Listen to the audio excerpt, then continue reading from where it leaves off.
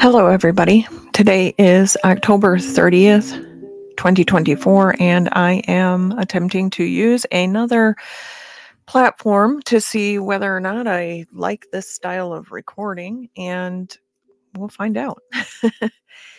Right now, the Lord has been speaking to me today and with others in council about love, and He said this is going to be a delicate topic, and that there are a vast majority of His people that need this information, but it may not be something that moves them in a way that they are comfortable with it at first.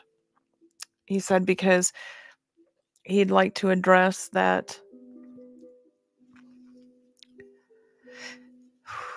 we, as human beings, by far and large, in mass, did not return to our Father when He sent us into this world. We are born from above. We are born in the exact image of our Father in spirit form. Before we come into this realm in the shape and form of a living soul inside of a body, before we're put into our mother's womb to be an embryo that develops into every stage and phase that ultimately leads us to the birth of a fully matured infant that is born. Before we come into all of that, we operate, think, and move and find our being exactly like our Father. We are designed by His hand. We reflect every facet of Him in every way, shape, and form that He compiled our unique existence that is called you and I, in individual format, of course. A unique expression of Him, but nonetheless, attributes of Him all compiled together that ultimately culminates into you and I. Our Father designed this world originally for both we and Him to interface back and forth in a physical format, meaning that He designed this realm such as that we could have the experience of what it is like to live outside of the person of God in a material existence, what I call a dirt suit. And even He to have a dirt suit that He can walk around and interface with. And He demonstrated that in Yeshua HaMashiach, Jesus the Christ, when He came incarnate with the body of God, the vessel of God in a material,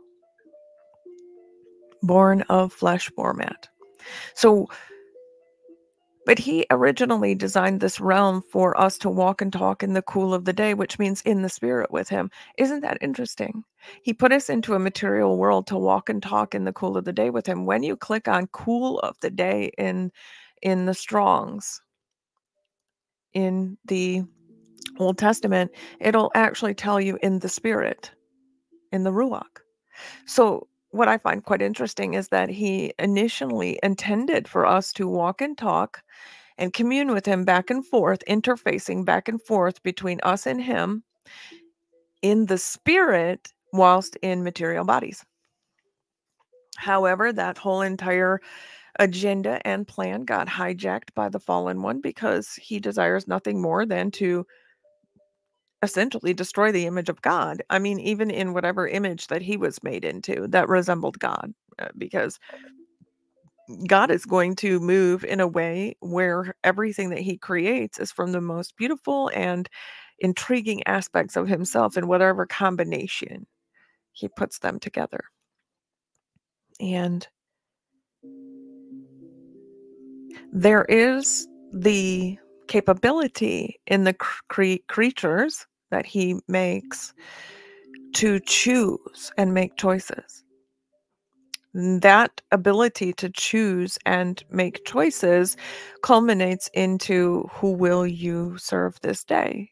will you, meaning, and in that it's who will you commune with, reason with, counsel with, and who will you allow to father you in your ways or raise you up in your ways in that sort of a manner, And so we get into a situation where the original one who fell away from God chose to fix his gaze on something that was other than God, namely himself and or that their self, and uphold that as the most beautiful thing that they can think and reason for themselves, and they can actually move emotionally against God. They can actually hold a grudge against God and different things. And there was this breakdown that happened inside that creation. Now, that created being unfortunately took a lot of others with in that mentality, or that followed rank or suit with him or it. And because again, a spirit does not have sex organs like we do. So in that, there became this war, or this opposition, if you will, an opposing force to God, godliness, in general, living and abiding with God. And there was a rebellion. Well, as that rebellion continued to go on and break down, that being and that force in that way wanted to continue to oppose God in any way, shape, or form, because that person, entity's fate was set. And so why not try to hurt, affect, oppose God in whatever way you can while you have the opportunity, right? I mean, if you're in rebellion against him. And so he had seen that God created man to be close to God. I mean, essentially, that's what it all comes down to. We're made in his image, right? That's about as close as you can get. Like, you're made exactly like me. You're made in my image, my structure, my blueprint, my archetype. And so if you're a fallen entity that opposes God and you can't really hurt God, you want to try to hurt something else that's close to him, So that's why there was this battle for, if you will, intimacy with God. Because namely, the fallen one didn't want that, but he also didn't want anybody else to have that with God. So that nature was seeded into us. When that nature became something seeded into us, everything that Satan, everything that opposing force could do to twist and pervert all things that God put into this realm, put into play, or that exemplifies his nature in any way, shape, or form, or the ideal that God was putting forth for mankind, has been toyed with by the enemy.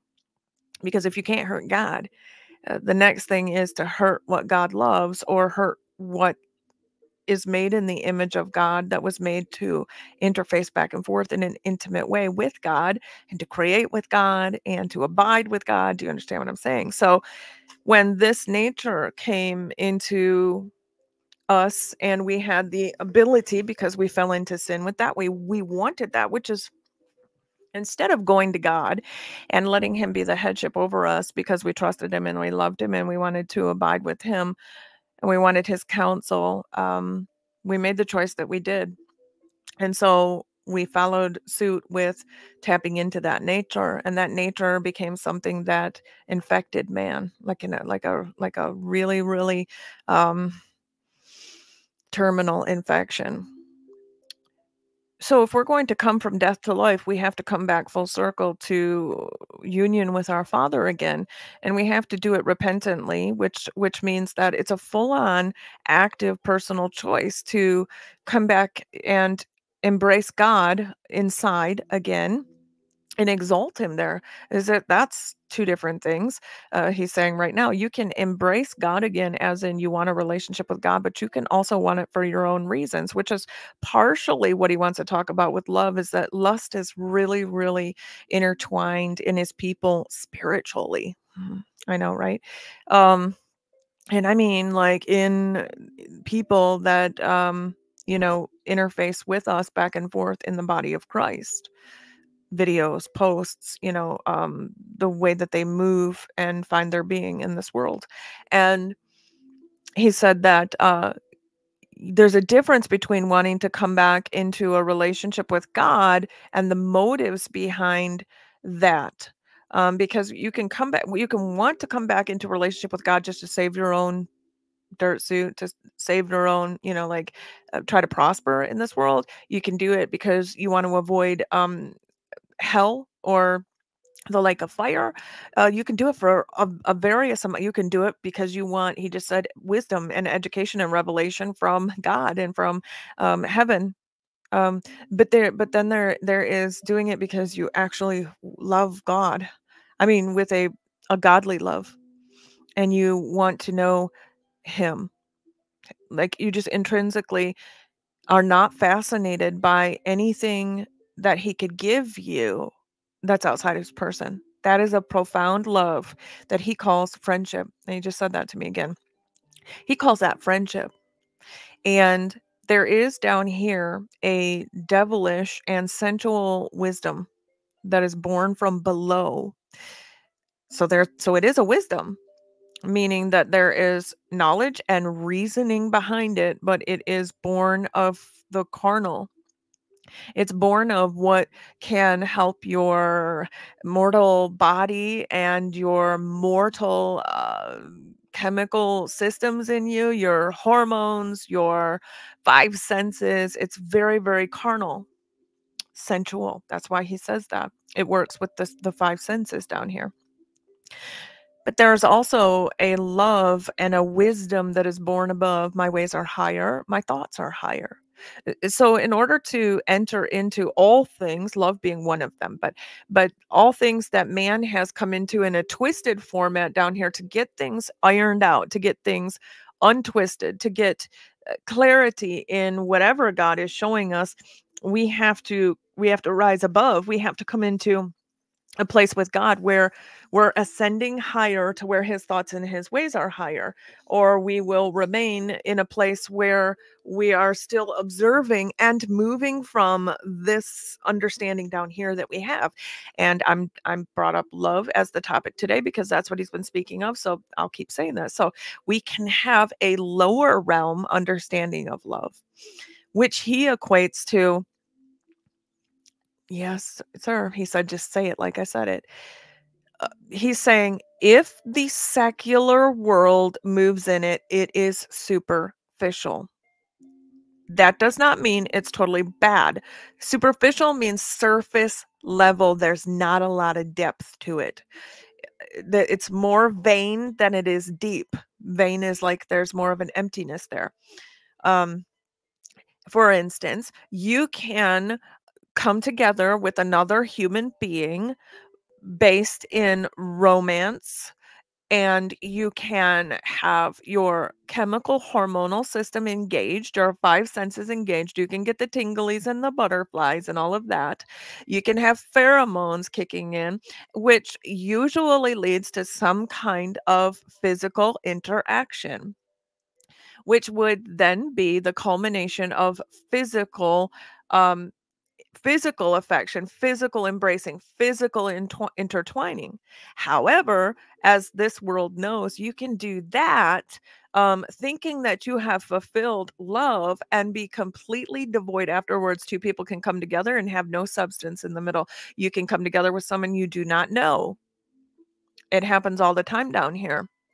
So when he says that there is a superficial level of love that the secular moves in, which is if it feels good, if it appeals to me, if it satiates me or serves me in some sort of manner, if I get a release from it, etc., and so on, and they base it in their five senses, which has to do with the chemical systems, pheromones, and your nervous system and your five senses, that would be a very, very superficial level of any type of love or affection in this realm that the secular even can understand. And so he said, I need you to explain that that is like when we say on milk or meat. That's milk. That's the milk or the immature, superficial, barely broke the surface level of understanding what God calls a diamond called love that has many faces or facets to it, which is born from above. So we have to look at love in the affectionate, romantic way, the way that we view romance down here, and realize that God has a love that is higher above that. If it exists in the secular, he said, I need you to really think about that. If it exists in the secular, that means that anybody can move in that. My people move in things that the secular do not. I move in things that even my people do not unless they ascend. They come up higher where I am in these things.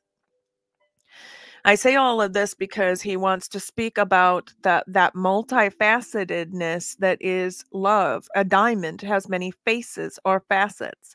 Affection and physical love slash romance, that area is only one face on a diamond. Can you imagine if the person that you were going to marry, just in this lifetime, but let alone for all of eternity, like our Lord, which means tie yourself to him. Can you imagine if all they ever wanted to engage with you was romance? But yet you had all this other stuff to offer. All this other stuff about what you are and who you are and how you operate the way you do and why you operate the way you do. And yet that person only wanted the romance because in romance, folks, there's a back and forth serving of desire. And he goes, bingo. And now he wants me to go into the scripture. In Matthew 8, chapter 18, the scripture says in verse 3, verily, this is the words of our Lord Jesus, verily I say unto you, except you be converted and become as little children, you shall not enter into the kingdom of heaven. He said, I want you to click on I want you to note when you click on enter G1525 that it says to enter in or to go into. Okay. So that's entrance level. We are to come to God to be converted, which when you click on converted, it says to twist, turn, or reverse, to convert or to turn back around, back again. So when we come into this world, he told me that you learn how this world works and you start coupling with this world and the spirit thereof. And so many times I have to unlearn my children. I have to unlearn them from the ways of the world that the world has taught them, which is self gratification. It's why we have masturbation problems. It's why we have pornography problems. It's why we have cheating on spouses problems. It's why we have going from one job to another job and just, up and splitting and not doing any kind of long-term commitment because it's all about what we want, when we want it, how we want it. And if it ain't serving me, I'm not in it. I'm out, man. I'm going to go get mine. Right. And so he said, we have to actually humble ourselves and come back to him saying, I know nothing, and everything I've learned of this realm is likely twisted and perverted, and I need to convert. I need to turn back and reverse again, which is going back to the garden and saying, I'm an idiot on my own. And I need you here. And I need to walk and talk in the cool of the day again with you while I'm in a dirt suit. While I'm in the material, I need to walk with you in the spirit. And he said, bingo, I want you to emphasize that again. We have got to walk in the spirit whilst in a material body here. He said that to enter into the kingdom, which means the realm. So it's this realm of heaven. When you click on heaven in G3772, it says the elevation, heaven, or the abode of God. Okay, so this abode means like the house. This is like where God abides. It's where you can find him. It's he's everywhere in there, and it's his place. Okay, this is where he has where we hear, in my Father's house are many mansions or many rooms. There's many places within God, within his abode. This is heaven. I often tell people you're just entering back into him. If you understood what he is, and how vast he really is. I mean, he is, I can't Like if we are a world, like a planet, because God said you're a world in and of yourselves, inside of you guys, like how you're designed, all your parts. And he's not just talking about the human body, though that is one little world in and of itself. It's like a macro with micro in it, everywhere moving about, and everything, a little world being held together by God. But he's meaning our souls and spirit and body and all that we are is like a world unto itself. Well, if that's us, God is a universe. I mean, he's an entire galaxy. That is how I equate heaven. Like if you knew how vast God is, and all of that is still inside of him. Think about that. That's heaven. And so it says, in order to enter into heaven, you have to convert or be reversed back towards a little child, toward God, and humble. And you have to willingly want to come back to God. Now, people, like I said, come back for all different reasons. They want to avoid hell. They want what they want from God. They want to go to heaven. They want to know about heaven. They want, it's like these personal selfish desires.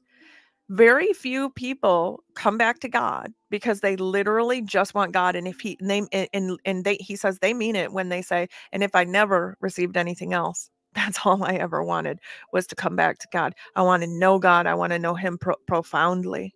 Okay. That's a rare type of person that only wants that. And they would give up anything else, including anything in this life, to attain just God, just to know God, not what he can give you, not what you can even do with him, just to commune clearly, profoundly, and deeply. And he said, that is what I call a friend. When you click on heaven in here to enter into that, it's just his abode. It's God. It's like God in the outskirts of God. He's got the outskirts, he's got the inner, he's got everything in between. He's like a universe or a galaxy in and of himself. Okay. And that's entering in. That's just coming through the gate, folks. So when you get to John 3:3, it'll tell you that this is again the red letter words of our Lord Jesus. Verily, verily, I say unto you, except a man be born again, he cannot see the kingdom of God. So here you have to become humble like a child, wanting to come back into communion with our Father. Okay, in some way, shape, or form. Heart motives can be off for that, but you're still wanting to come back for people are wanting to come back for different reasons. Okay, but very few people want to come back to him so that they can grow in him. That's a very specific person. Now, here when we say see, it says to know and to be aware and to consider. Okay, so it's to know, to be aware, and to consider. Unless you be born again, you cannot know, see, and consider, perceive the kingdom of God, which is the realm of God, which when you click on God, it says the supreme divinity magistrate. So now the difference, this is why I say the kingdom of God is different than the kingdom of heaven. Heaven is God's abode. He hangs out there. He lives there. That's where you're going to find him and all his people and all his things, and etc. and so on. That has nothing to do with entering back into the deepest magistrate divinity part of God. That is a holy of holy places. When we talk about rule and reign, a judge will make a ruling. A judge is a magistrate. And so when we speak about coming back into the kingdom of God, like people, you're not going to see the kingdom of God. You're not going to be aware of it or perceive it in any way, shape, or form if we're not given over to the rule of God inside of us to convert us. This is why many people, convert us completely back into the predestined image to be conformed into Jesus again. This is where you get the difference between those who want to just get into heaven. Man, he did it all. He fulfilled everything that we needed for us to come back to him and to get into heaven. Well, alrighty. So what you're saying is, I'm content with the least of possibilities that I could become, live, and intertwine myself with God. And I'm not really interested in the deeper places that I can know God. Because when you come back into wanting to know the deeper places of God, you'll enter into the deity, the supreme divinity of the magistrate of God. That is where he's going to make his rulings. And he said, this is what I mean by milk and meat. Okay. Little children do not get to rule and reign. So the difference between heaven and the kingdom of God is many will come in like little children and they will not grow while they're here with God in any other way. They will not give their lives over. They will not humble themselves in these other ways to grow in God, to mature. Because when we enter into heaven, when you enter into God's space in the spirit realm, we are supposed to enter in as little children, which means we're going to be humble and we're going to listen and we're going to attend to every word. We're going to hang on every word that he says. And then he comes in and wants to grow us up and return us to the image of Jesus. Jesus wasn't a little baby. It wasn't little baby Jesus that walked around this earth all the time. It was grown Jesus who got into ministry when he was in his 30s, because he was raised up all that time before that to come into maturity to do the mission work in this life. So those that are willing to go through that and pay the cost of doing that, to be conformed into his image, to walk out what he walked out, will enter or see. They'll be aware of, perceive, and come into the kingdom of God.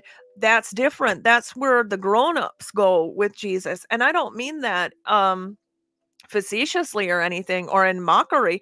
I mean that quite literally. Like, you don't skip boot camp and then go straight on to the fighting field. There's no little babies on the front line. You have to go through a process. And if anybody knows anything about boot camp, which I've never been through it, but I know that it's a strict training to prepare you to be more mature by the time you finish it for the task and job at hand in this realm that has to do with a maturity that's needed on the front lines. Nobody is going to rule and reign with God in any capacity that is still camping out at child level. You enter in at that level and then you bow as you grow through your teenage spiritual years with God into adulthood with God. And this is why the Calebs and the Joshuas went on, but the others did not, out of the wilderness, because there's all different motives inside of man. So once we start talking about the kingdom of God, we're talking about him as a judge. That's not Abba Father holding your hand walking through the garden. Okay. He said, children, when children need me, that's how I approach them, babes on milk. I approach children with gentleness. I play in the fields. I hold their hands. We pick flowers together. We play with the animals. I put them on my lap. I do different things like that. But if you camp out at that level, Janet, you will never get to where I'm taking you to. I expect, and you should know, all children in heaven mature, Janet. They don't stay children forever. And so what he's been showing me is that we can oftentimes have a very immature and stay and remain in a very immature place with God whilst here in this world. Everyone in heaven grows up. He said, please repeat that. Everyone in heaven grows up. We don't get to stay at the same place. It's not his goal. He doesn't want eternal children. I mean, like, as in babies. He doesn't want eternal babies. He wants people that can reason with him and know him deeply and profoundly and then go and create galaxies and worlds with him. Babies don't do that. So he's been speaking to me about how multifaceted love is. And he said, the difference between earthly affection and romanticism, he said, I'm just going to tell you what he said. He said, let me say it. The charismatic church has done a real wonder with teaching people that when we talk about God's love, that the majority of it means walking and holding God's hand and hugging and letting him kiss on your forehead and walk you through the fields and beside the still waters and play with the animals and stuff. And he said, is that a facet of me? Absolutely. But I often do that, Janet, more so with children or people who need deep recovery. But even in their deep recovery, Janet, I move them forward. It is all to graduate through that process, because recovery is to recover you. Eventually, there's a fulfillment of recovery, which then you're capable again now and you can move forward with me. So when we remain in a place with our Father where all we want to do is engage with him in affectionate, romantic type love, he said it's superficial, meaning that it's barely scratching the surface of what love is, Janet, what I am in as I move in love. And in this world, we get caught up because of what he said. It moves our chemistry. We start to get the five senses tingles and feels, and it fulfills lust. Lust is highly tied to romance. He said, please repeat that. Lust is highly tied to romance. It causes you feelings and things like that that can manifest in your physical body, et cetera, and so on.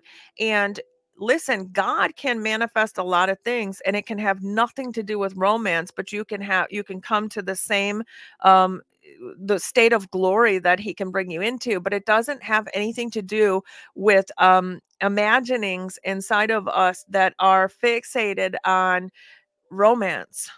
Because he said, if you knew my kind of romance, Janet, I understand earthly romance. You're made in my image, but the enemy will want us to focus on things that fulfill us. Like he said, it's why you have all of these romance novels and you have love songs in the secular world, and you have rom-coms and all this stuff, because it's to try to trigger your chemical system, your emotions to get tied into it, to then cause you to have these sensations in your body, which then gives you a satiation to be satiated or satisfied and fulfilled in these things. And yet I have something completely different to offer. And he says, please remind them that spirit beings don't have gonads. There's no sexual parts. So, and the reason that he says that is because, like he said before, romance usually the romance of this earth usually leads to the five senses and the sensations of the body and the pheromones and all of that will eventually want a fulfillment in the flesh, in the material mortal body, which is a problem, because it leads to like masturbation, and it leads to fornication and sex outside of marriage, because we don't have a depth of understanding of what love is. We're moving in lust, and we're moving in affection. And affection is only one facet of the diamond of love. He said, for instance, mature love, Janet, when you're mature in my love, you will understand that I'll remove things out of someone's life because they're damaging to them. I'll strip somebody, and that's love, because I see them in danger. Love is when I see my children walking off the precipice on the broad path being pied piper by Satan, and I'm going to arrest the development of that in any way, shape I can, even if I got to pull them out of their dirt body, even if I have to take them and cease to animate them in a physical body and bring them home, because they are going to continue to go off the precipice. That's love. Love is reproof and correction and chastising as much as it is affection and holding your hands and, kissing your forehead. But he said, if all you want from me is to do that, this is what frightened me, folks. He said, I'll let you do that. So you can spend all, and I call it wasting my time. You can spend all your time doing that with dad, and the only thing it's going to do is edify you. You get something out of that. You get a closeness with dad, but it doesn't help you in any way, shape, or form to further the gospel in this realm or to help edify somebody else. And we can get caught up in the lust, he said, soulish lusts. Even in the imaginations of the people that are moving spiritually with me, it can be motivated from wanting to receive instead of give to me. And he said, this is my definition of deep and profound, intimate love being exchanged between the two of us, Janet. He said, in your realm, two people can hook up in physical flesh and come together and fornicate, or even in a marriage relationship be intertwined, and it be illegal, before God they're married and they're one flesh, and they can do that, Janet, and they can go all the way through the emotions, all the way to the culmination of that, and it's over, and they can do that without ever knowing any of the depths of the person themselves. He said, what I consider real godly romance is when you come to me and you want to sit down and go, I want to know what you are, and I want to know who you are. And I want to know the depths of you. I want to know why you choose what you choose. I want to know how you got to all of that. I want to know the deepest parts of what makes you, you, and why you tick the way you do. And he said that is a profound love that most people never walk out in this realm toward another human being. And yet that's much more profound than any kind of orgasm or thing that you can have in the physical. It's greater than a poem, a song, a romantic comedy movie, a romantic novel, etc., and so on. It's superficial and all words if you don't actually understand that true love is a profound digging and knowingness of one another deeply inside. That's true romance. It has nothing to do with holding hands or the emotions that can flood through your system. He said, I have an emotionally immature people right now. Many of them, their emotions are controlling them. They're not learning with me how to discipline their emotions. And in that, you have to discipline your mind.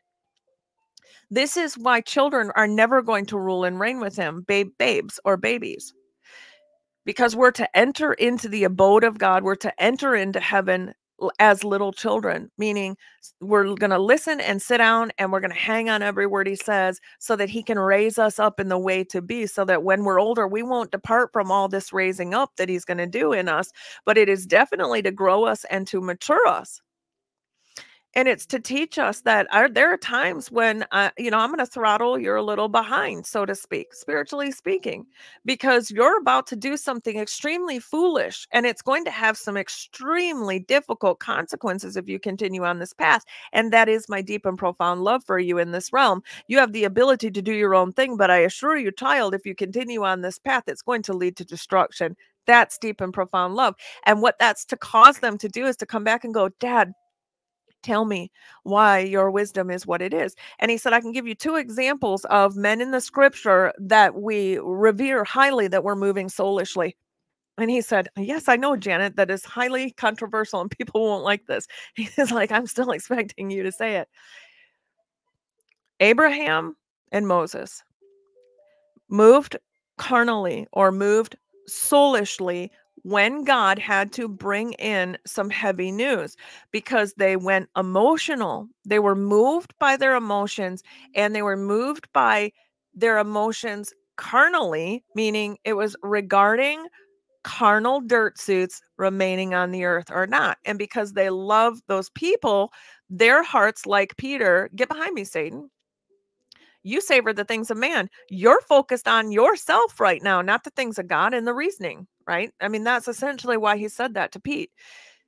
The same thing with Moses when he went up, he ascended up, he went up higher where God's going to speak these direct things and say, listen, I'm going to bring judgment to my people. And I'm going to take a lot of them out of here. And Moses is like, no, no, no, no, no. And then, he's trying to reason with God. Immediately, he's trying to reason with God. And God's like, he gets to a point where he's like, no, all right, go down. He goes down there. Now, listen, I believe, like Sodom and Gomorrah with Abraham, that God probably would have wiped them out supernaturally. An angel of death would have came and pulled them right out of their dirt suits, would have dropped on the ground. But instead, he's like, all right, we'll do your way, Moses. And Moses goes down and he sees that not only did God know everything that they were doing, but he finds out that his very brother is the one, the high priest is the ringleader of all of this, and they're making golden calves. They are upholding and exalting idols right at the base of the mountain, right in the face of God. They don't want to go up. They don't want to get any higher. They want to remain childlike in this earth, and they want to remain not in covenant relationship with God. They don't want a covenant. They don't want to marry him. They don't want to be led of him, and they don't want to be like his ways. And here's Aaron all twisted up in that. And at that point now, instead of them possibly being taken supernaturally by God, now we see daggers and swords, and each man taking out his brother. That's what Moses decreed. and God lets it ride, right? So now we see this situation where, because Moses was coming against God's judgment, God didn't ask for an intercessor. That's very important. He says, please tell them that again. He did not ask for an intercessor. He told Moses what he was going to do because of what they were doing. Moses tried to intercede or interject, and it was never going to change anything. It was a soulish response to not wanting to see people that he cared about lose their dirt suit. But I'll tell you that love will always be to deal with the wickedness when they've been given ample enough time, because it'll rot the rest of the fruit around it. You ever see a rotten fruit next in a bunch? It'll rot everything else. So in an attempt to love the remnant that he'll save, that are still serving him, he'll pull out the rotten fruit. He'll do away with it.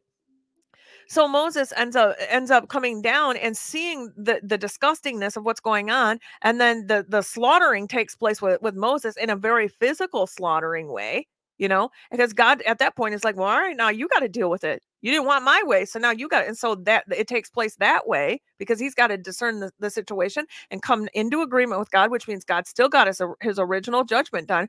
And then beyond that, they grind it up to make him drink it, that golden calf. So not only that, but now you're going to be made an example, and you're going to drink the dregs of this idolatry that you've been playing in. All of that took place the way that it did because man was moving soulishly. In fact, Moses didn't even make it out of the wilderness to go into the promised land, because he continued to move soulishly by his emotions getting the best of him again when God said to him, speak to the rock, and he strikes it, and he's upset, and he's demeaning the people of the wilderness all at the same time, and God never asked him to do any of that. So again, we've got to be living, walking and talking in the cool of the day, walking and talking in the spirit with God, not in the soul.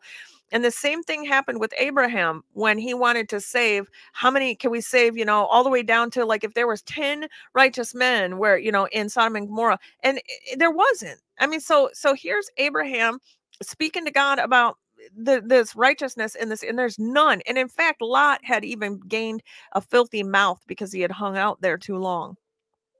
His family didn't even make it all out because their hearts were still tied to it when he was pulling them out. And he said, Janet, I still get my way. I did not ask for Abraham to intercede and just to try to stop me. But he was working from his soul in that way to do that, from his heart, both of them believing that this is good, that you should fight and ask God to stay his hand, etc. and so on. And he says, and this is what he said to me. He said it's two things. He said, it's easier to pull out like the 10 people and to just deal with the whole city than it is to try and save a whole city for just a handful of people, when the whole city needs to be dealt with to save the people I'm trying to get out. Look at what happened to Lot's family. Lot had a foul mouth. His wife she perished because she was so attached. It was like, I had to get them out of there now. And the other thing God was saying is, when I do want an intercessor, someone to where's an intercessor? When does that apply? It's like in a Jonah situation. Jonah didn't want to go there. And God's like, listen, if you'll be my mouthpiece and step up, and I need you to intercede, then some of those people are going to repent. And at least for a short amount of time, some of those people did repent and turn back. It's because God saw that happening if the man would go there and obey God. So again, he was moving soulishly against God in that, like, not wanting to be a part of that in any way, shape, or form when God needed somebody to partner with him to be an intercessor. But he will tell us when he needs us to intercede and when he doesn't. But he said, I got a whole bunch of people who are moving soulishly, Janet, and even in their imaginations with me in the spirit realm, a lot of it is unto what they can receive over and over to envelop them in this affection that they're looking for. And if you only stay there, listen, here's the thing, he'll continue to do that with you. But if you will only stay in that with him, and that's the majority, this is why I call it a waste of my time. That's all you're ever going to know of him. And you will not mature into being a well-rounded, matured individual with God, because you won't go and do the other things with him. And so I've been telling him all along, I want the walk that Enoch had with you, in that he pleased you. I want to know what that is. It's not about a whirlwind and all this. And it's not like, because I don't want to know about Elijah because he was able to call down fire. I could care less about any of that. I want to know why these people pleased him. What was it about these people and what they had was a heart that was after knowing God profoundly, knowing him. And there's a difference between going to God all the time to just sit on Abba's lap and receive. That's what you can get. Get the hugs, get the hand holding, get the pets, get the affection in that way. That's a facet of God.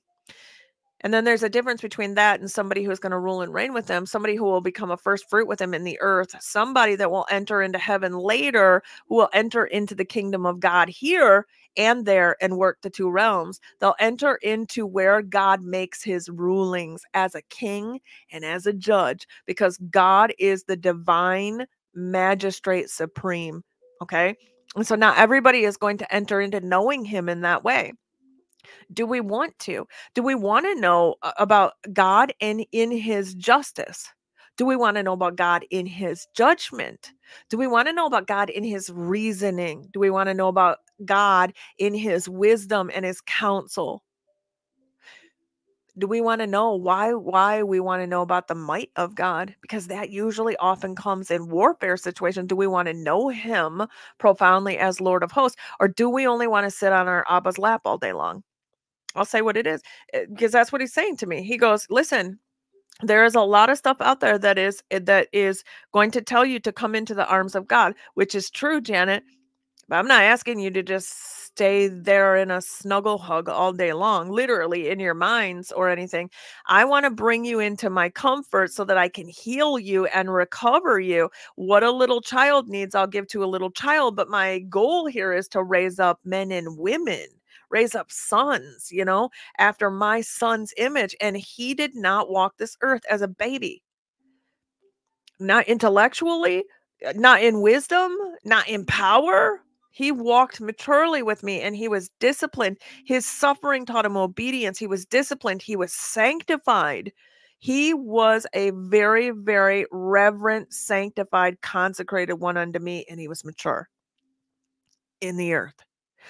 And so he's really wanting to speak about the difference between knowing God's love in one facet of the diamond that is God's love and what love is.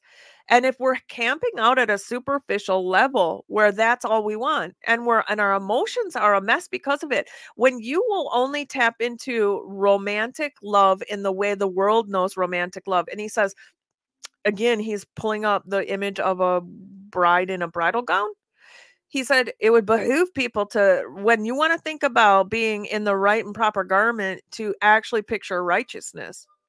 When you want to picture the wedding garment, you would behoove you to not picture a bride in a wedding dress, but to picture a spirit being in complete white purity. This is the difference between thinking carnally and associating it to what your realm down there it understands as bridal garment, and understanding what I mean by purity and pureness of light and righteousness. And this is where we need to start growing up. We're going to have to understand that he will speak to us like a child. When we're a child, he'll feed us milk when we have need of that. But it is like every animal, a kitten, a puppy, anything, a baby, an infant you raise up, they will not stay that way. They will continue to grow in this realm, and they will require meat, and they will require discipline. Every animal will discipline its child in how to go. We have people stunted. We have people that are only focusing on the emotional side of what they can tap into in the spirit realm.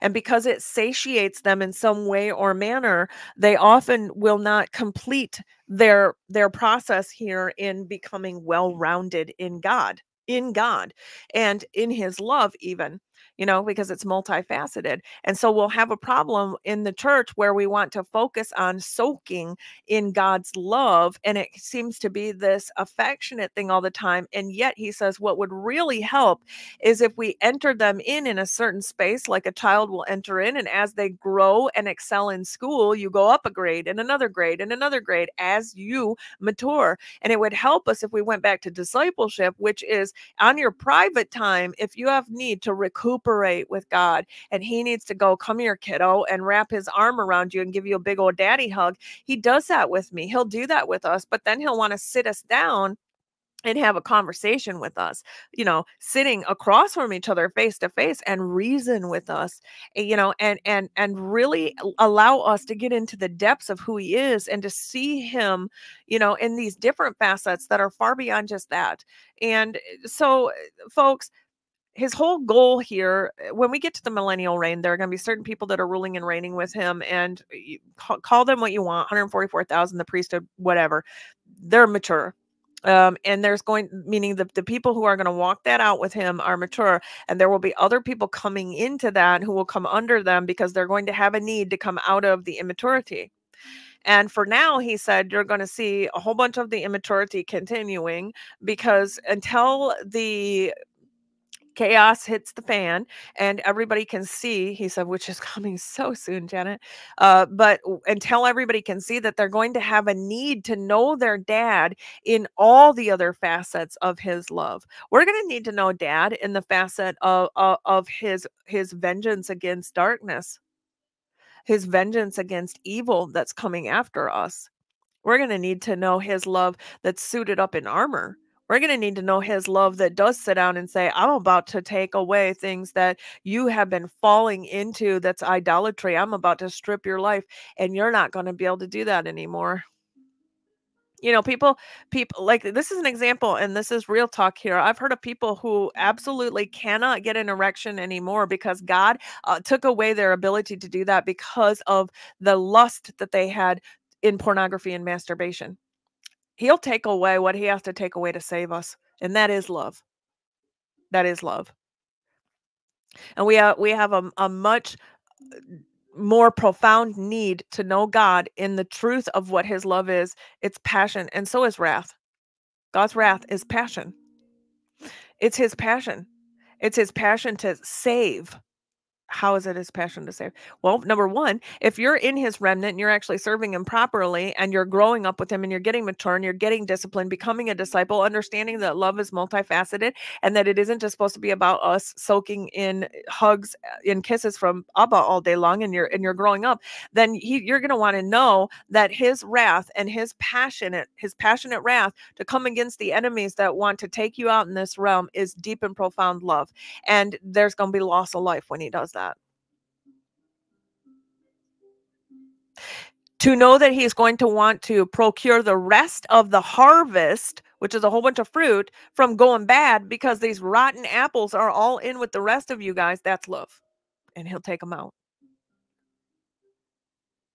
If we don't understand our Father, if we don't understand our warrior king, if we don't understand the magistrate judge, if we don't understand we're supposed to enter into heaven, enter into the abode of God like a little child, and then grow up and then get disciplined and then become one who with God will master and temper their emotions in this realm, then we will be led as sensual, devilish creatures from the wisdom of that, the lower wisdom down here.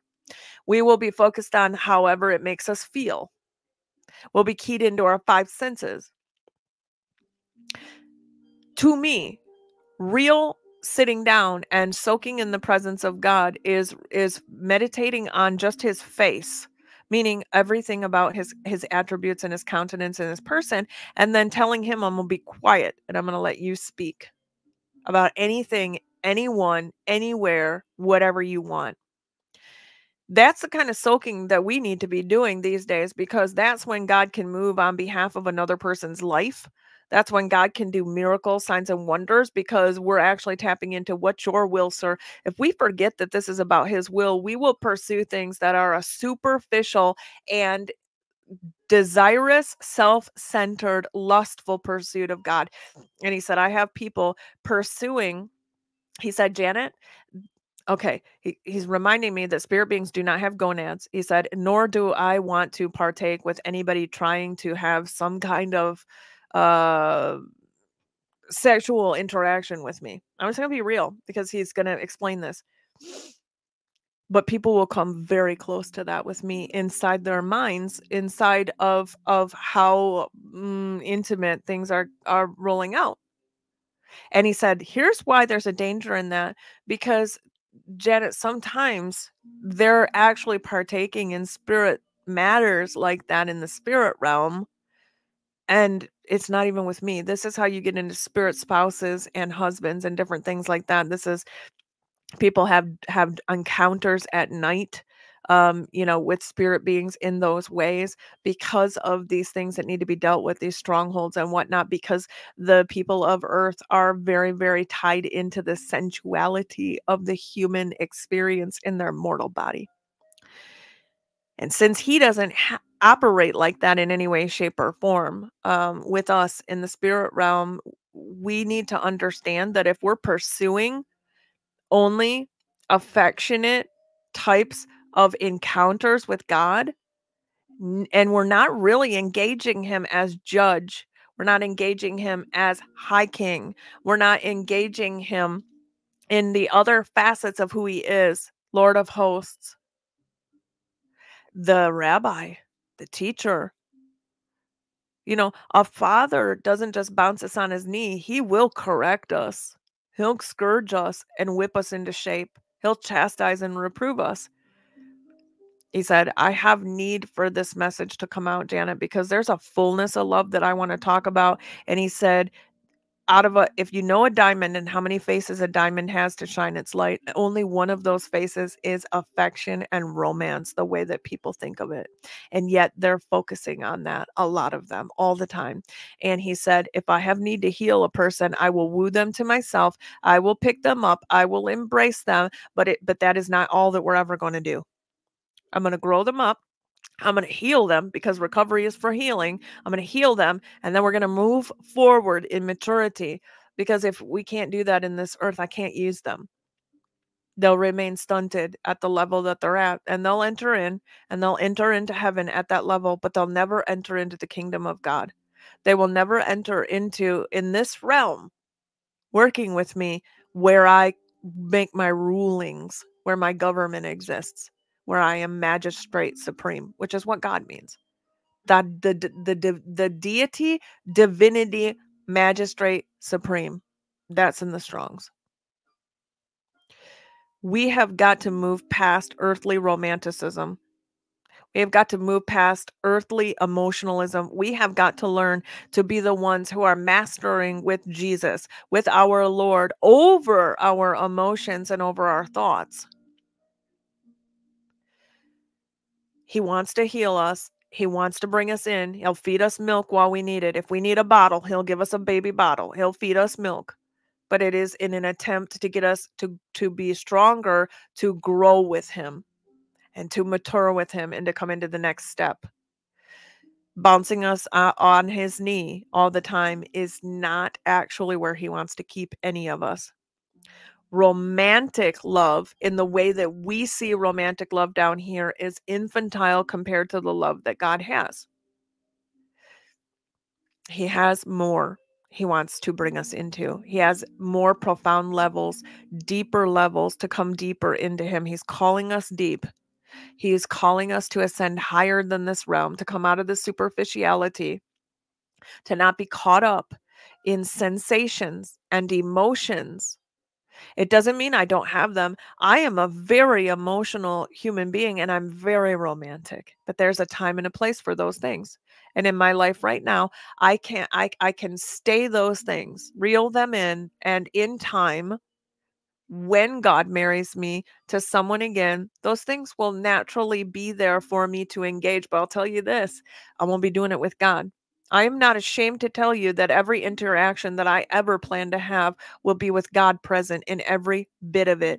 And that is how I know that demons are not going to be the ones that are in the situation. And if they are, they're going to flee.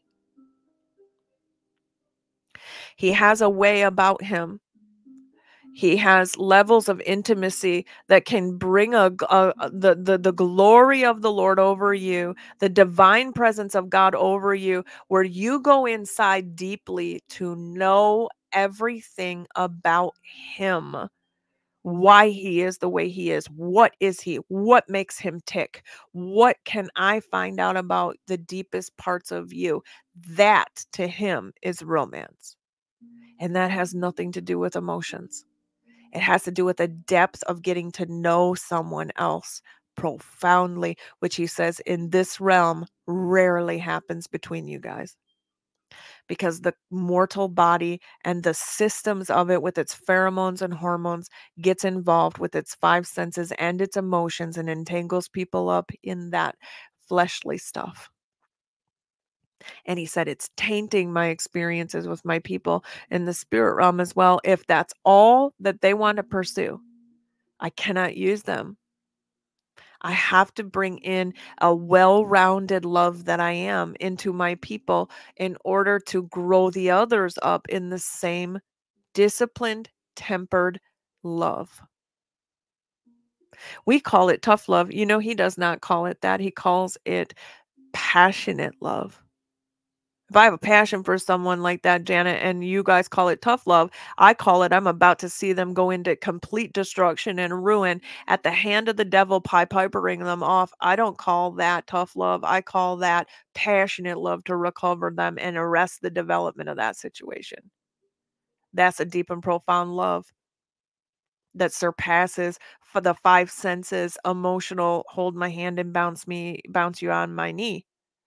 I can push love into you and all of that. I can embrace you. But this is what he's saying right now to me. I see just as much of my love when I come to defeat the enemy, to pull you out of a stronghold that you've been in, where darkness has enveloped you.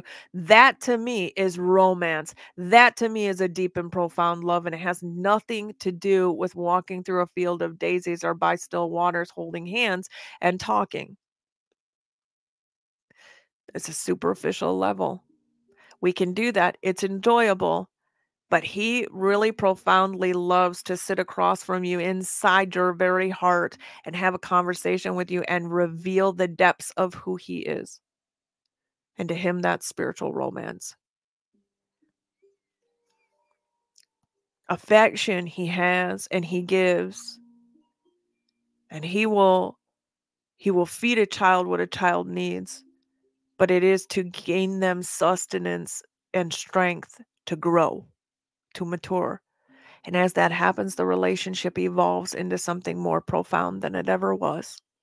That's when you get to do exploits with your God, because now you're at a level where you can reason with him, understand him, speak back and forth. He can reveal deeper, more profound things with you and harder missions in the earth. You can co-create with him because now you understand the depths of what and who he is. We have a need for that. We are at such a superficial level inside the church. And the enemy doesn't care what he has to use to get somebody tangled up in not proceeding further in their maturation. He'll do whatever it takes. He'll give somebody everything that they want in feelings and sensations, visuals, imagination, things, imaging inside that'll keep them wanting more of that. Keep feeding you that bottle. Never ever achieving what you could become with the Lord if you would mature. And I'll reiterate it again. He goes, most people are thinking that you're talking about Satan coming in and doing it. And he said, I'll remind you again, Satan is fallenness. So when y'all want to become carnal in your souls again, unto soulish and lustful desires to be fulfilled of what you want, how you want it, when you want it, because it makes you feel this or you receive this, etc. and so on, that's Satan. And the thing that frightens me is he said, I'll let it continue. Folks, if put it this way, if you're a parent and you have a kid and the kid never really wants to talk to you, but when they do want to talk to you, they started talking to you about one thing and that's the only thing they want to talk to you about, but they're coming to you now and they're engaging with you now, you'll continue to engage that person at that level because that's what that they're coming. You'll continue to talk to them on that level. But until that child says, all right, okay, what else? What else can we talk about? What else is there to learn and to know? How else can I find out more about you? That's when dad goes, yes. And he's ready to move us up and promote us. There's no promotion at staying at one facet. I love romance and I love love. I even love affection. But I also love what we call tough love or straightforward, passionate love to save. I actually love the love of reproof because the only reason I need to be reproved is I'm moving opposite of how God would be. I want to be reproved from that. That's love. And I show my love back by appreciation for him to correct me.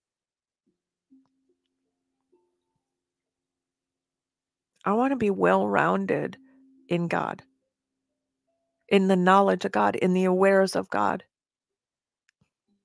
And I beg of him, I literally beg of him, please do not let me get one-faceted. Please do not let me get stuck in one area and not be able to proceed any further. And if I do, please make it very painfully aware to me what's going on. And I see a danger right now in the church, and it has been for quite some time. I did not grow up in church. I did not grow up in religion. I didn't know anybody that really knew God in any way, shape, or form. And then as a young adult, 19 and up, I began to explore church and Christian college and all these different things with God. And I visited all kinds of different denominational churches. And there's dangers everywhere in the churches. You know, there's the cessationism, and God doesn't do this anymore, and he doesn't make people like he used to. Well, he is the same yesterday, today, and forever, and he doesn't change. So uh, I'd beg to differ with you on that. So there's dangers in that. And then there's dangers in the charismatic movement where devils love charismatic churches. What he just said to me, they love charismatic churches because they're all about showing up and showing out. And they'll work with anybody who wants to couple with this, that, or the other. You want to see this, you want to see a supernatural thing, we'll help you. You want to be selfishly focused and only of what you can receive from God and what you can feel in an experience, we'll help you with that. And all the while we're nonetheless aware of what's happening.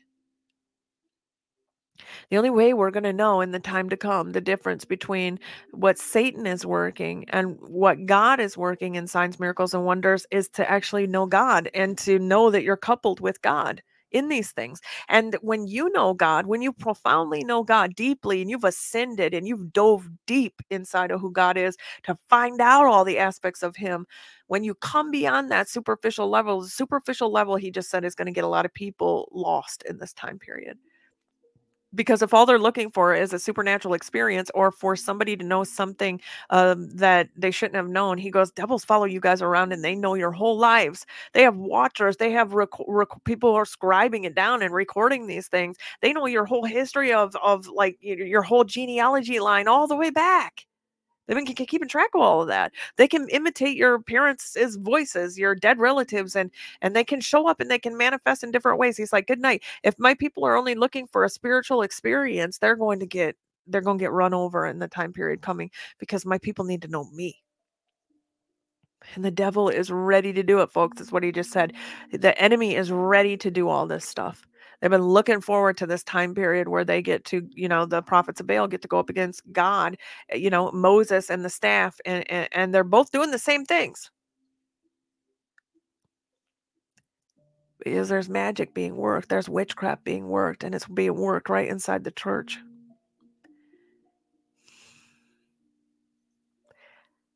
I can't tell you how to tell the difference except to tell you, please get to know God and please seek him for selfless reasons, to just know him and have him reveal himself to you. And as he does, wherever you are, continue to improve, continue to do the work that you need to be doing with God. Don't stop. Progress. Be promoted. Work the field.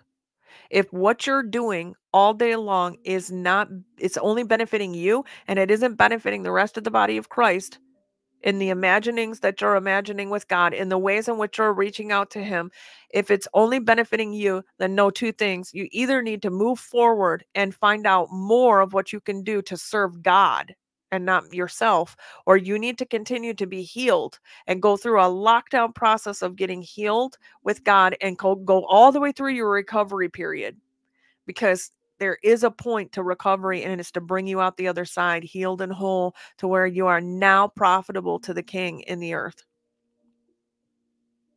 Otherwise, why are we here? We are not here to just wake up every day and go into the spirit realm to get what we can get from God and to fulfill the desires of our own hearts. That is not it. We are here to do the will of our Father in earth. We are here to fulfill the Great Commission. We are here to raise up disciples, which means we are here to raise from babies to adults, from the immature to the mature. We are here to create mature with God priests and kings by discipling them. And we have a whole entire culture wrapped up in lust. Lust is fulfillment of your desires, whatever they are. Lust is is going after to want to fulfill your desires, whatever they are. You can have spiritual lust. You can only want what you want from God and never entertain him on anything else. You can do that with another human being and never know the depths of who they are because you don't care to. You just want to get satiated.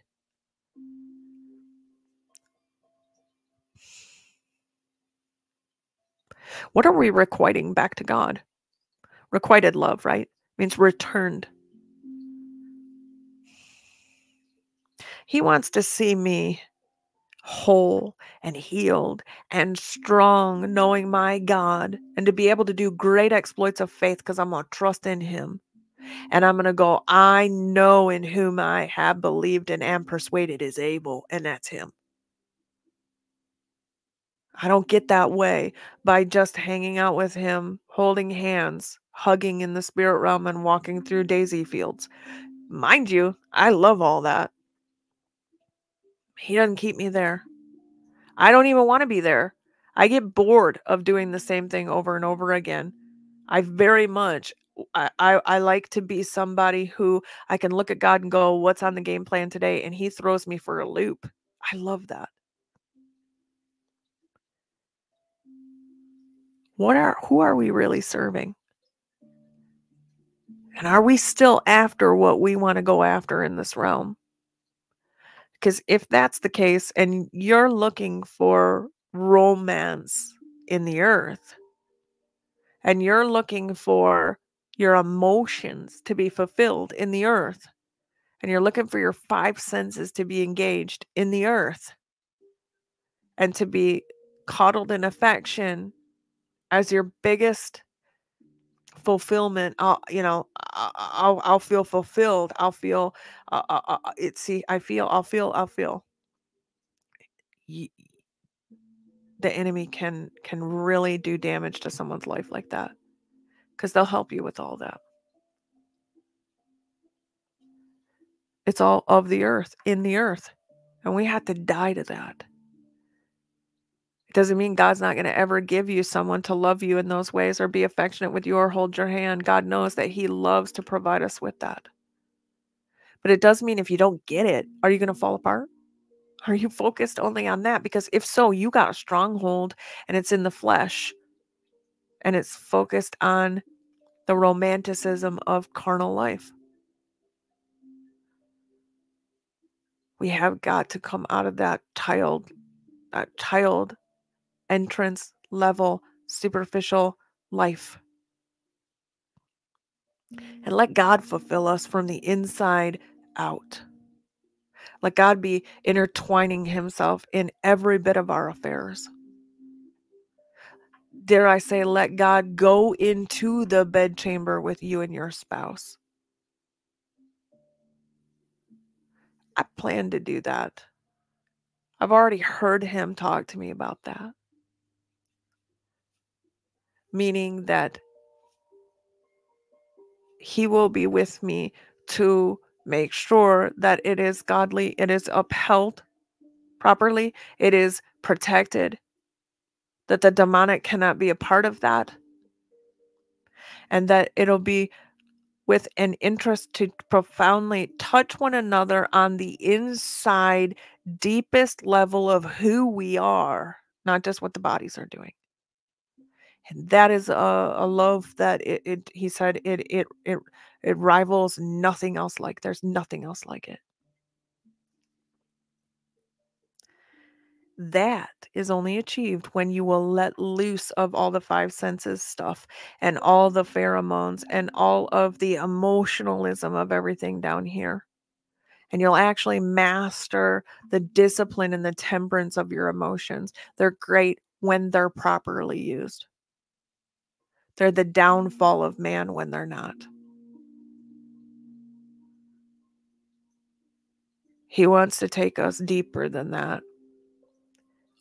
So he's asking me to ask you all this right now. And I realize he goes, it is, people are not going to want to hear this necessarily, Janet.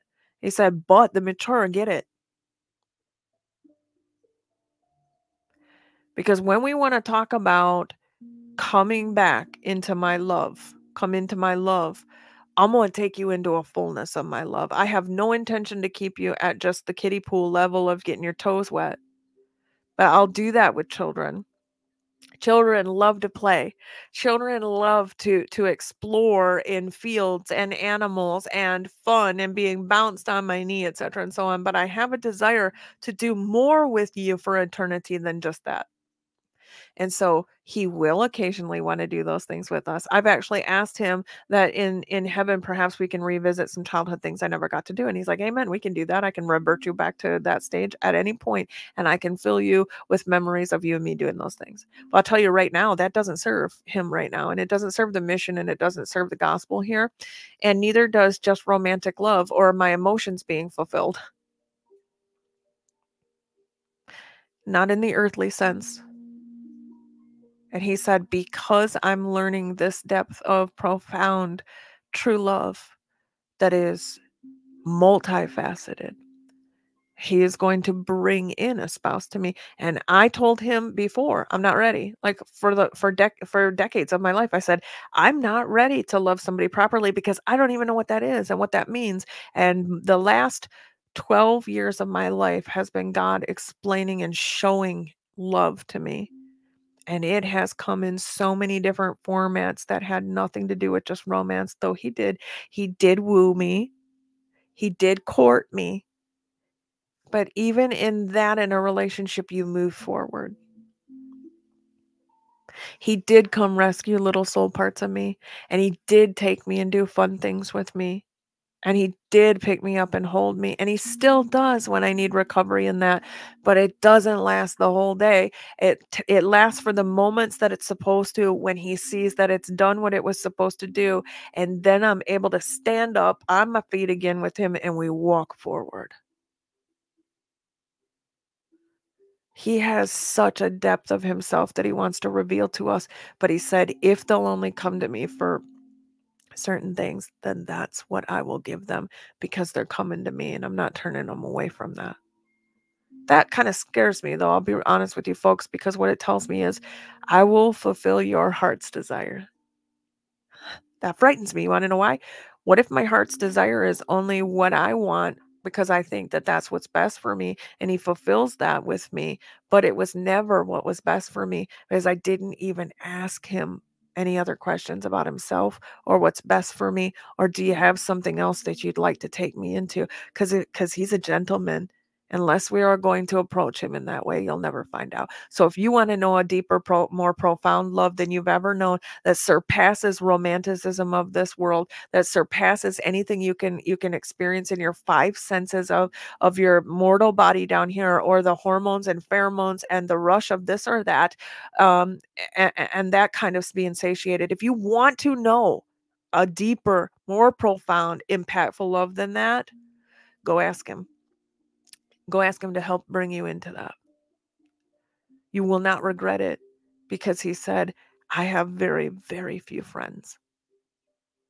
Very few people who will come and say the deepest, most profound love that I could ever go after is to absolutely know you in what you are and who you are and why you tick the way you do.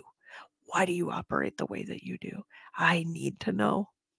That is a romance pursuit of him that he said, that's the way I want my people to romance me. I want them to pursue knowing me. It's all I ever wanted was to be known, and for my people to be known of me, this deep, profound intimacy. And that has nothing to do with a woman in a bridal dress or just holding hands and getting hugs and kisses on your forehead. It's so much more than that. And he said, I'm bidding them to come to me in that. And he just said as well, you will need it in the hours to come, in the days to come. I want to find out who he is in the depths of all of his love for me, even if it means some really tough things that I'm going to have to walk through with him. And I have, he just said, you have been. I need to know that I'm not just taking love from him, that I'm giving it back. Because I would never want to be married to someone down here and know that I was just taking their love, but I never gave it back, or that I was only looking to them to get satiated and satisfied, just gratify me. But I never looked into them. I never looked deeply into them to know who they were, never to try to fulfill any of their desires. Somebody ask God what's his desire. We have them. And he said, I desire to fulfill your heart's desires. Do we do that with him? This is what he's been speaking to me about. And it's probably not what everybody wants to hear. He just said, however, we're going to see the fulfillment of lovers of pleasure and lovers of self more than God in the days to come. And it's going to be really difficult for people, especially in the charismatic movement, to understand this if they do not come to me to know the depths of what real love is. My kind of love.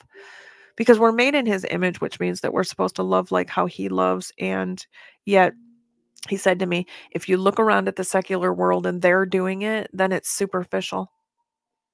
Meaning, there's probably some image of that God put into us and created into us, but it is the most sensual, easiest, broad path to get to. That should tell us that there's something deeper. And he's bidding us to come deeper. And I'm encouraging each and every one of us to do that with him. And I love you very much. And I pray that this will bless you. I pray that it will help you, because we're going to need to know the depths of love that God has for us. And we're going to need to engage him in it for the days of the days ahead. And just holding his hand, walking through daisy fields and getting a hug from him isn't what you're going to need when you need the Lord of hosts to show up for you with his kind of love. Fire in his eyes, a sword in his hand, and slaying and vanquishing enemies, even if that means a lot of people dying in physical deaths around you. We're going to have to know and engage God in a more profound love. He wants people to return to him, to get healed where they need to get healed, so he can take them through a full recovery so that you come out the other side of your recovery stint. It's a stint. Recovery is a stint, meaning it's a certain amount of time, and then you're supposed to be recovered. He'll do that as many times as he needs through all of these different situations, but we're not to revert back. We're to remain recovered in him with that, whole and healed, and move forward strengthened. And if we're a young one and we're a babe in Christ, well, all right. He'll give us a bottle and he'll hold us and he'll gently feed us and he'll care for us. But like every infant, we are to grow, and it is to give us sustenance so that we can get stronger and eventually grow some teeth and start chewing on some things of God that's a little more meaty. It takes a little more effort to ruminate on that, to chew and chew and chew like a cud of an animal, to chew on it and swallow it down so that we can grow even more and proceed even further and ascend even higher and get even deeper into God and get more mature and maybe, just maybe, possibly enter into the kingdom of God where he is a ruling magistrate, and partake with our Father in that way, or partake with our King in that way, or partake with our Creator in that way, and begin to couple with him in the mature matters of God in the earth, because that is exactly what we saw Yeshua HaMashiach, Jesus the Christ, exemplify, fulfill, and then come back for 40 days after his resurrection to speak on the kingdom of God. Note the difference. The kingdom of God, the kingdom of the ruling supreme magistrate judge, and a judge lays down a ruling. That is what he's asking us to step into. And I pray that we will. I pray that we'll ascend. I pray that we will mature and be disciplined and discipled by him. And I pray that we will romance him the way that he's asking us to, which is to inquire of him about all the levels and all the depths and all the facets of what he is asking us to know of him in this realm, and to get healed and to get mature so that we can be a profitable vessel for him in this earth, ruling and reigning with him, because it's going to require us to do great exploits with our God. Enter into the kingdom or the abode of God. Enter into heaven as a little child and let him raise you up in the way to be. And when you're older, do not depart from it. Because then, just then, you might be made aware and be able to perceive and come into the kingdom of God. The ruling, reigning, judge, magistrate of God himself. And work alongside your Father in the earth, as a fully mature priest. That is what it is to know the multifaceted, born from above love of God, to raise his children up in the spirit, in the cool of the day, in a mortal body, to raise them into the predestined, conformed to the image of the Son, mature vessel in the earth, carrying out a mission. We're in a mission field here. That's what he's after. And I pray that we'll all meet him there and lay down our lusts and our desires to honor him and to ask him how he would like to proceed with us today. What would he like to say? Because he'll lead us all wherever we are. He's going to take us through that, but it is to take you through. He'll take you to, through, and out the other side, because he's got to move you on and forward and up and mature you. Let's keep moving in Jesus Christ. I love you, Father.